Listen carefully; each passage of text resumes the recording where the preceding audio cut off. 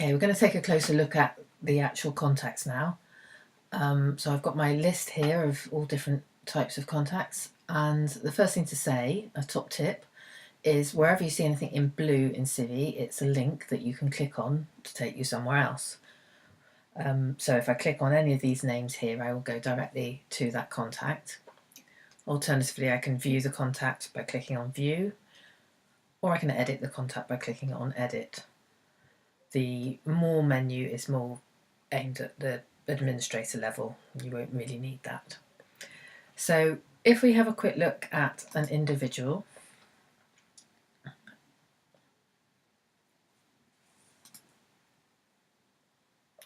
you can see all contacts have a select section of tabs across the top which take you to different groups of fields or information about that contact. But if we stick with the summary tab for now, what you're seeing here is basically what comes out of the box for an individual in Civi, and it's basic information, name and address and contact. And this blue link is indicating a relationship to another contact, which we'll talk about in more detail shortly. This down here is an example of a custom data set, but it's the only one that we have for individuals. And any time you see a little black arrow like this and click on it, it opens up to reveal more information. So that's showing you the 3 fields in that custom data set. Okay, so that's what an individual looks like. Now if we look at a straightforward organisation that's not a farm or garden, they look very similar to an individual in terms of the fields that they have, and they also have the geographical data set. But then if we go back to the farm and garden contact, you'll see there's a very big difference, because this is, as I explained before, the subtype of organisation that we have developed as custom for social farms and gardens, and it contains a lot of custom data that helps us to do our work. So at the top here, again, you can see all the tabs and the normal summary. But if you come down to where we just saw the geographical data set in an individual or an organisation, you can see there's quite a few different sets here. And for now, the main ones, the geographical data is the same as for an individual, and that's really important that that's completed for all farm gardens, and the values in those fields have been set up in response to the requests from teams in their area. But the other main set that you'll be looking at is what's in about the project, and so this is where it's all happening. So we have the field for the type of project, and that is restricted to one type only. And so on the application form or in our annual survey, when we ask somebody to fill in the type of project that best describes what their organisation is, they can only select one. But then we use this field, objectives and services, for people to tell us a lot more about what actually goes on site. So if, for example, we were looking here at a city farm that has a community orchard as part of its offering, they might call themselves City Farm Community Managed Farm, but they can also select community orchard, community gardening, and a whole load of other objectives from here. But the type is designed to be the thing that best describes the actual organisation.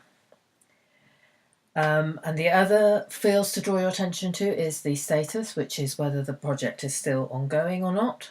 If it's closed down, that changes to dead, and those projects should be excluded from searches.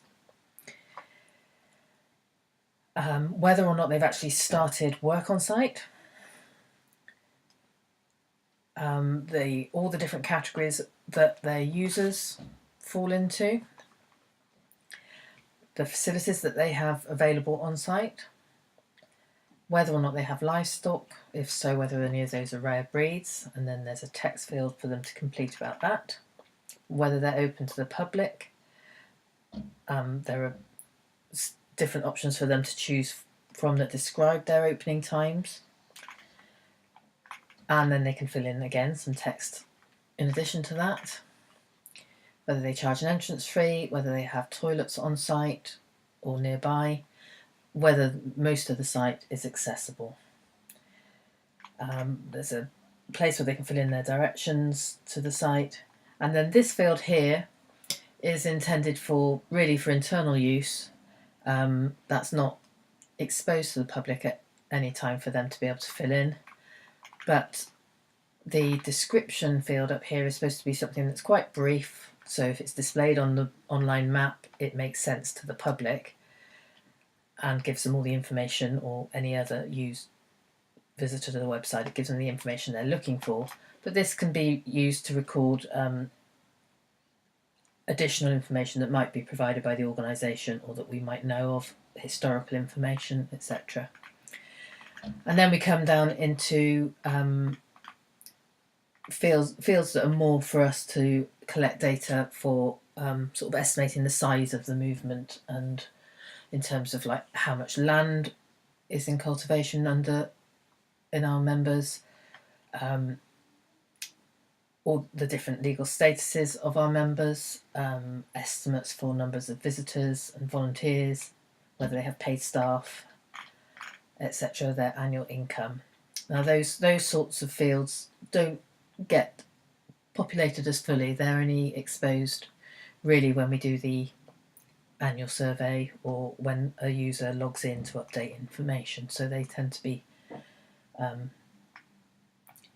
less full data, but the ones further up we ask for that information when they first apply for membership. Okay, so the other custom data set that I'd quite like to draw your attention to at this point is ones relating to the project's data protection. This option here is the one that we really need to be aware of, and that's the one that gives us permission to share information outside of SF&G with the public, perhaps on the map. And we ask for that permission when members join.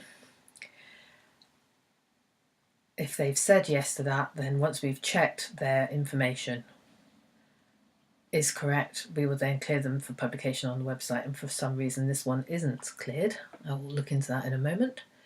And another field in this data set here that is useful for people that know projects to fill in, and for people that might be looking for somewhere to host an event, is you can add information about what's available on site if people wanted to organise an event there. So that's just to flag that one up for you. And the last custom data set here is one that is really used by the membership team to capture information about membership admin